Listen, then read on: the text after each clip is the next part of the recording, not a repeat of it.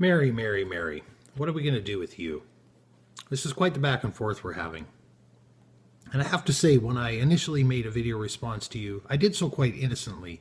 And by that I mean I kind of took you at face value. I thought, she seems like a nice person, well-spoken, seems to be interested in reaching out for communication. Let's engage.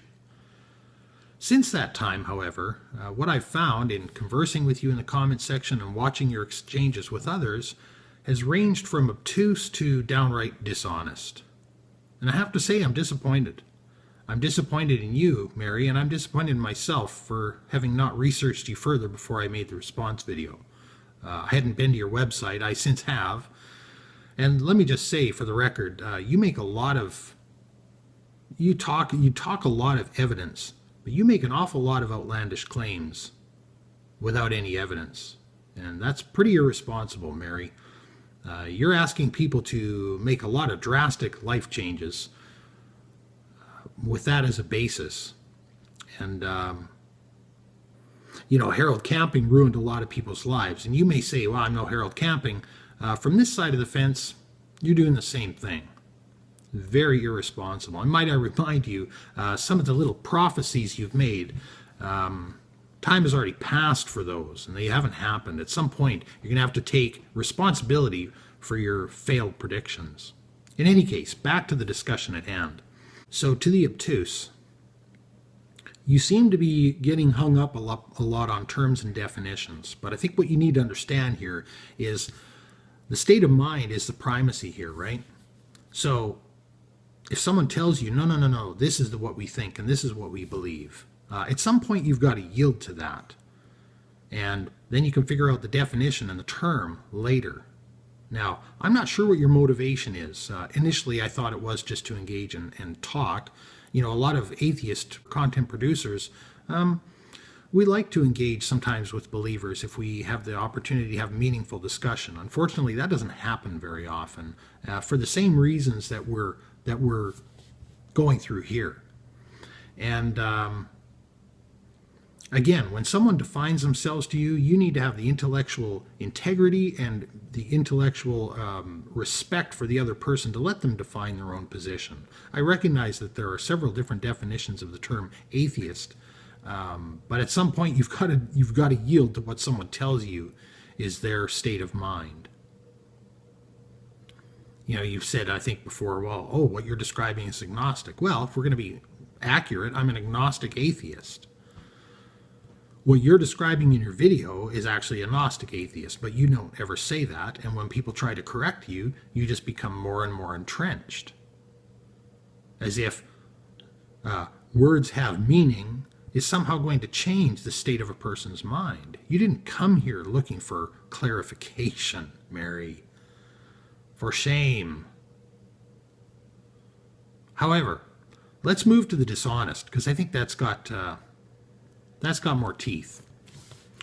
So when you quoted me in one of my comments, I was rewording your video title, because your video title is Atheists Don't Exist. So I said, people that don't believe God exists don't exist. Essentially, this is what you're saying. And you replied, no, I said that atheists claim that God doesn't exist, but they can't possibly prove that. However, in another comment to me, you said, my video was specific. It was to those who consider themselves atheists who claim God does not exist. These are not the same thing, Mary. Now, on your video, one person had, Johann Sandberg said, agnostic atheist, checkmate. And he would be correct. And you said, there's no such thing as an agnostic atheist. At some point, you're going to have to yield to correction. Okay, Mary? Agnosticism is to knowledge. Atheism is to belief. They are different things. Of course, it gets worse. You said they are opposites. Agnostics say God is unknowable, and atheists say emphatically that they do know that God doesn't exist. Mary, atheist, I'm not saying that I do know that God does not exist. At some point, you're going to have to yield to that. I'm not sure why you came here. I'm not sure what your motivation is. At first, I thought it was genuine. And now I think that you're here fulfilling some sort of prophecy of the poor persecuted Christian. Being refined by fire is hard work, isn't it, Mary? Let me remind you. You say they are opposites. Atheists say emphatically that they do know that God doesn't exist. Where previously you said, my video was specific. It was to those who consider themselves atheists who claim God does not exist. As if it's a also. No, I didn't mean you. I meant those other ones. The comment you had on your channel where you say that atheists say emphatically that they do know that God does not exist was just 1 hour ago as of this recording. This is one of your most recent comments, Mary. For shame. I find it interesting too. Lucifer said, looking at the comments made by the uploader here, meaning your video, this video's purpose is to allow mkmason2002 a way to express the modern Christian virtue of intellectual dishonesty and hypocrisy. I'm with him on that. And what you said in reply, if you had any integrity, you would call me out on my hypocrisy and dishonesty, providing evidence. Well, I am about to do that. This one has some integrity, Missy. In my comment where I said that you were wading into the dishonesty pool, I was referring to you and the way you like to take portions of a person's comment and extract them out of context and put them under a little microscope as if they somehow form the sum total of their worldview, when really they're just supporting documentation, right? So I had said, it doesn't matter what my beliefs are based on, at least for the purposes of expressing them to you. Let's remember, this is all about, all we're talking about here is atheists, the state of mind of being an atheist, of not believing the premise. And what do you say? You say, it doesn't matter what your beliefs are based on? That's a weak position to be in, but it is an escape plan. Mary, for shame. I gotta say, I'm really disappointed in you. Not because I know you, but just one human being to another. That is intellectual dishonesty.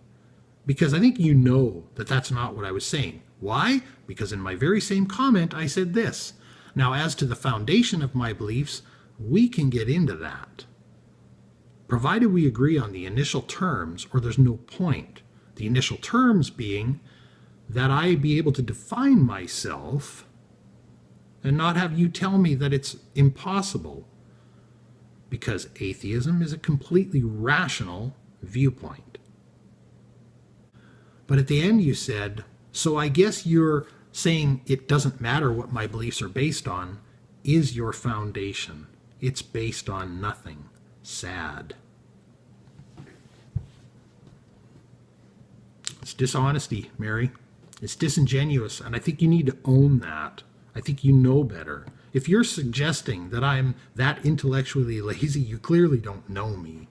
But at the very least, you need to ask the question. I said to you, as to the foundation of my beliefs, we could get into that. In other words, the evidential part of it is separate from just the statement of unbelief. Yeah, some people are not very rigorous about what they need or require in the way of evidence. Some people have very poor foundations. But if they don't believe, that's still the state of mind. And the state of mind is the topic of discussion here, not the evidence. Yeah, it's really sad, Mary. You should really be ashamed of yourself. I mean, again, I think you should be ashamed of yourself for a lot more than that. Again, you make a lot of very outlandish claims with scant evidence, and it's very irresponsible. I really hope nobody takes your crap seriously. It's sad. It's sad. Yeah.